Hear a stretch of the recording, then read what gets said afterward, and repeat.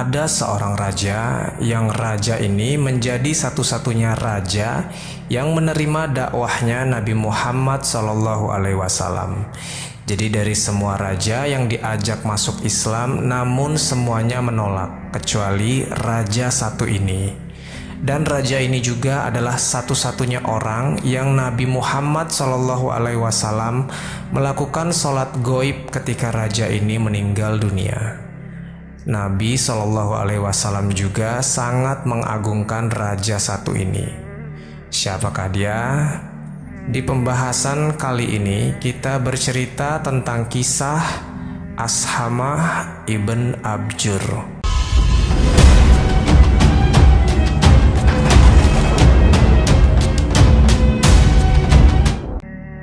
Bismillahirrahmanirrahim. Assalamualaikum warahmatullahi wabarakatuh. Sobat Jazirah Ilmu yang dimuliakan Allah, semoga kita selalu dalam keadaan sehat walafiat. Amin ya robbal alamin. Ashamah ibn Abjar adalah seorang raja Nasrani dari negeri Habasyah. Habasyah ini adalah Ethiopia. Beliau memiliki gelar An-Najasyi, sama seperti raja-raja lainnya yang punya gelar masing-masing di daerahnya. Seperti Raja Persia yang bergelar Kisra, Raja Mesir Fir'aun, dan Raja Romawi yang bergelar Kaisar. Yang menjadi menarik untuk dibahas karena raja ini saja yang menerima dakwah Nabi SAW, sedangkan Raja Rum atau Romawi dan Raja Persia menolak untuk bersyahadat untuk bertauhid ke agama Islam. Bahkan ketika itu surat ajakan untuk bersyahadat dari Nabi SAW disobek oleh Raja Persia. Tapi Raja Najasyi ini adalah seorang raja yang cerdas. Ia ini seorang raja yang mempelajari kitab suci, berasal dari golongan alim kaum Nasrani, dan memang percaya bahwasanya akan datang seorang nabi terakhir yang akan menyempurnakan agama dan diutus untuk seluruh manusia di atas muka bumi. Berdasarkan isi dari kitab ini, Raja Ashamah bin Abjur ini membuka diri untuk menerima dan masuk Islam. Sungguh memang seorang raja yang bijaksana. Teman-temanku seiman, sedikit kisah mengenai masa kecil Raja Habasyah ini. Ashamah ibn Abjur ini punya bapak seorang raja Ethiopia. Nah, raja ini punya seorang anak laki-laki saja yang menjadi pewaris tahta kerajaannya, yaitu Ashamah bin Abjur. Jadi memang tak ada kandidat lain selain Ashamah ini. Sementara saudara dari bapaknya Ashamah ini punya 12 orang anak. Nah, dari sinilah anak-anak ini timbul sifat iri dari keluarga ini kepada bapaknya Ashamah bin Abjar. Ya, kalau Raja Abjur ini meninggal dunia, pewaris tahta tak lain adalah anak tunggalnya, yaitu si Ashamah ini. Akhirnya mereka ini mengatur siasat untuk membunuh Raja Abjur dan merebut kekuasaan Habasyah. Hingga pada suatu hari dibunuhlah Raja Abjur dan tahta kerajaan jatuh ke tangan saudaranya Abjur ini. Karena saat itu Ashamah masih sangat kecil. Setelah naik tahta, anak-anaknya yang 12 orang ini mendatangi ayahnya yang baru saja menjadi raja dan berkata kepada raja, "Bagaimana jika anak ini tumbuh menjadi dewasa dan menjadi raja, kemudian ia tahu bahwa kamilah yang membunuh ayahnya? Tentu ia akan balas dendam dan akan membunuh kami semua. Sebaiknya wahai raja, bunuhlah anak itu." Lalu sang raja menjawab, "Celakalah kalian. Kemarin kalian bunuh bapaknya, sekarang pula kalian bunuh anaknya. Saya tidak mau." Kemudian 12 anaknya ini berkata lagi, "Bagaimana jika tidak dibunuh? Kita buang saja anak ini, supaya dia tidak menjadi raja." Akhirnya sang raja pun mengikuti pilihan yang kedua ini. Akhirnya Asamah pun dibuang ke daerah yang sangat jauh dari istana kerajaan. Nah, di waktu yang bersamaan, tiba-tiba langit menjadi gelap dan terjadi angin kencang yang menghempas kota itu termasuk istana raja. Hingga pada akhirnya, ada satu tiang istana yang rubuh dan mengenai sang raja. Maka wafatlah raja ini. Karena peristiwa ini, akhirnya ada kekosongan raja di negeri Habasyah ini. Kebetulan ketika itu negeri Habasyah ini diancam oleh negeri-negeri lainnya dan sewaktu-waktu bisa saja diserang. Dan masyarakat Habasyah bingung siapa yang nantinya akan didaulat menjadi raja yang baru. Karena tidak ada kandidat yang sesuai. Negeri Habasyah butuh sosok raja secepatnya untuk mengatasi masalah penyerangan itu. Sementara itu, 12 anaknya si raja ini pun tidak ada yang memenuhi kriteria. Tidak ada yang pantas untuk menjadi raja. Kecuali Asamah ibn Abjur, walaupun usianya masih sangat muda. Tapi dia orang yang memiliki kecerdasan di atas rata-rata. Maka menyesallah 12 orang ini yang mengatakan, bagaimana kalau kita cari lagi si Asamah ini dan kita angkat ia menjadi raja. Lalu mereka mencari Asamah dan membawanya kembali ke istana kerajaan. Lantas ia langsung diangkat menjadi raja Habasyah yang baru. Itulah Raja Najasyi yang bernama Asamah ibn Abjur. Selama masa pemerintahan Raja Asamah ibn Abjur ini, masyarakat Ethiopia tidak pernah merasakan kenyamanan dan ketentraman yang tidak mereka dapati dari raja-raja sebelum Asamah ibn Abjur ini. Teman-temanku seiman, ketika para sahabat Nabi Shallallahu Alaihi Wasallam hijrah dari Mekah ke Ethiopia dalam rangka meminta perlindungan kepada Raja Asamah ibn Abjur dan diizinkan untuk tinggal di Ethiopia, para sahabat Nabi Shallallahu Alaihi Wasallam belum pernah merasakan senyaman beribadah dan tinggal selain di Ethiopia ini. Masalahnya, semakin hari semakin banyak orang Arab yang hijrah ke Ethiopia, dan orang-orang Quraisy musyrik di Arab khawatir. Ditakutkan karena semakin banyaknya orang Arab di Ethiopia ini akan membentuk suatu kekuatan untuk menyerang orang-orang musyrik Arab. Dan pada suatu hari, pembesar Quraisy mengutus 2 orang untuk bertemu Raja Asamah ibn Abjur dengan maksud untuk menggagalkan gelombang hijrah orang-orang Arab ini. 2 orang tersebut bernama, yang pertama Amr ibn As sebelum masuk Islam, dan yang kedua Abdullah ibn Abi Robiah. Kalau bisa, orang-orang yang sudah hijrah di Ethiopia ini dideportasi dan dipulangkan lagi ke Mekah. Kedua orang utusan ini memang sudah banyak dikenal orang-orang Ethiopia, termasuk Raja Asamah. Dikarenakan mereka ini seringkali ke Ethiopia dalam rangka berdagang. Maka berangkatlah mereka berdua dengan membawa hadiah berupa upeti dan emas-emas yang banyak, dengan maksud untuk menyogok raja dan para menteri untuk memulangkan orang-orang Arab yang hijrah di Ethiopia.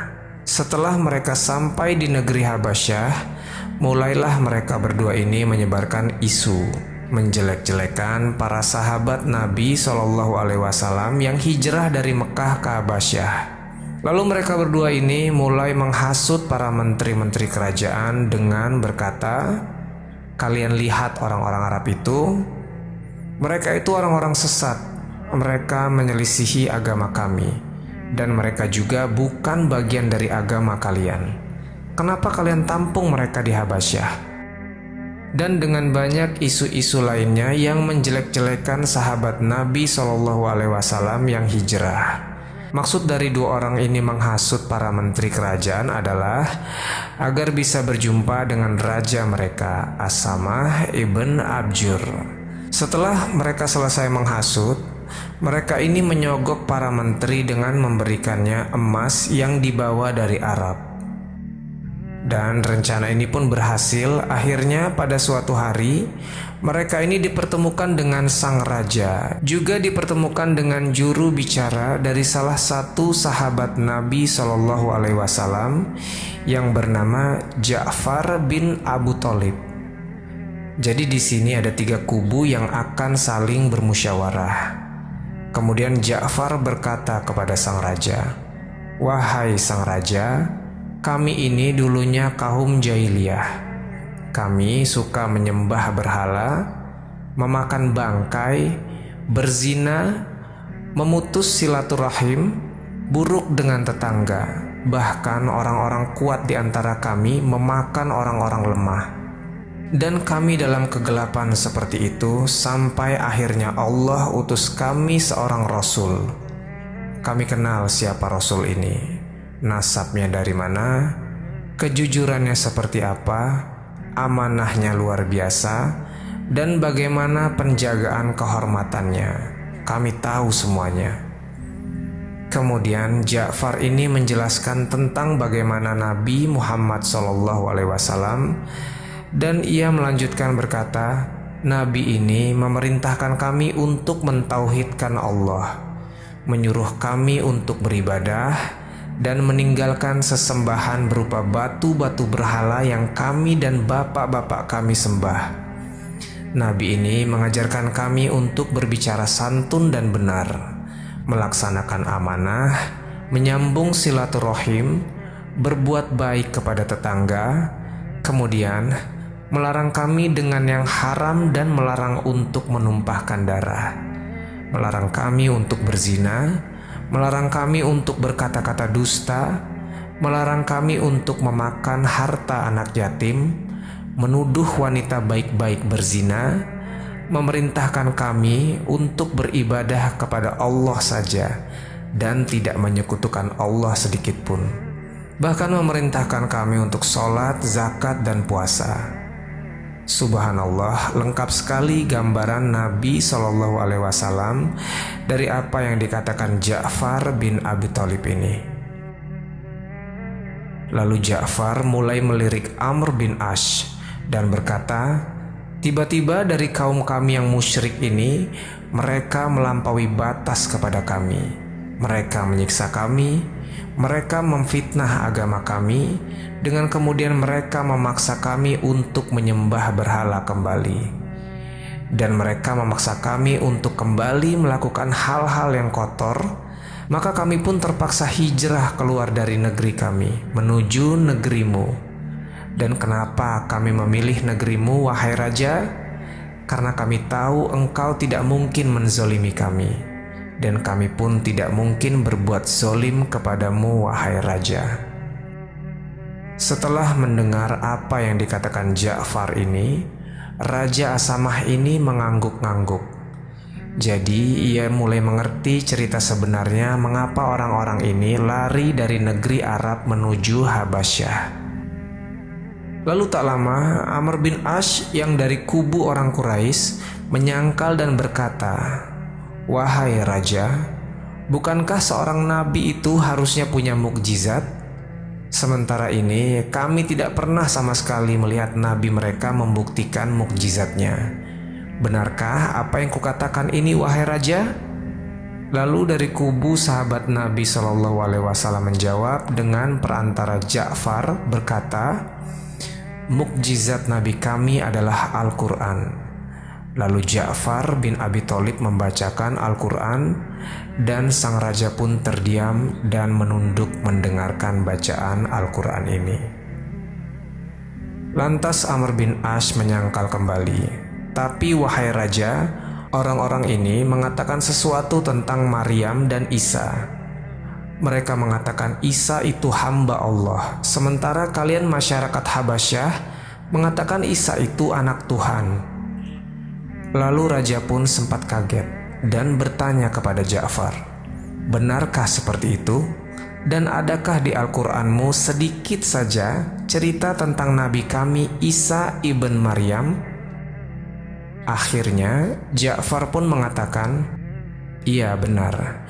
Jika kau izinkan maka aku akan bacakan." Dan Ja'far membacakan surat Maryam dari ayat 1 sampai 21. Setelah selesai dibacakan, dari kedua mata sang raja keluar air mata sampai membasahi janggutnya. Raja Habasyah terharu mendengar lantunan ayat Al-Quran. Ia pun berkata kepada Ja'far, "Wahai Ja'far, sesungguhnya apa yang kau baca dengan yang diturunkan Musa dalam riwayat Isa itu adalah satu jalur." Dan raja pun berdiri dari singgasananya, mendekati Ja'far dengan membawa tongkatnya, dan dengan tongkat ini ia membuat garis di tanah di antara raja dan Ja'far. Kemudian berkata, "Sesungguhnya agamamu dan agama kami itu hanya berbeda tipis seperti garis ini." Dan raja kembali ke singgasananya, kemudian berkata kepada Amr bin Ash, "Demi Allah, aku tidak akan melepaskan mereka, walaupun kau tebus dengan emas sebesar gunung Uhud. Biarkan mereka tinggal di sini, dan pulanglah kalian ke Arab." Dan akhirnya Raja Asamah ibn Abjur masuk Islam. Namun sayangnya ketika ia mulai mengajak rakyatnya untuk masuk Islam dengan merubah persepsi bahwa Isa bukan anak Tuhan, melainkan hamba Allah. Saat itu terjadi gelombang kekacauan di masyarakat Habasyah karena banyak orang yang mau menolak. Karena peristiwa ini, ada beberapa oknum yang berusaha buat makar dengan maksud untuk melengsarkan Asamah dari kerajaan. Tetapi dengan kepiawaian dan kecerdasannya, Raja Asamah ini berhasil mengendalikan kekacauan ini. Ditangkapnya orang-orang yang dianggap sebagai penghasut dan pemberontak, didamaikannya kembali kondisi rakyat Habasyah ketika itu, hingga pada akhirnya Habasyah menjadi aman dan tentram kembali. Sobat Jazirah Ilmu yang dimuliakan Allah, 2 tahun sebelum wafatnya Nabi SAW, Raja Asamah ibn Abjur meninggal dunia. Dan Rasul SAW ketika mendengar kabar kematian raja ini menangis.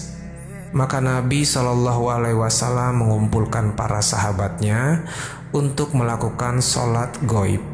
Karena di Habasyah Raja Asamah ini tidak disolatkan ketika wafat. Dan ini adalah sholat goib pertama dan terakhir yang dilakukan Nabi SAW di sepanjang hidupnya, karena kematian Raja Asamah ibn Abjur. Oke, jadi itulah kisah tentang Raja Habasyah.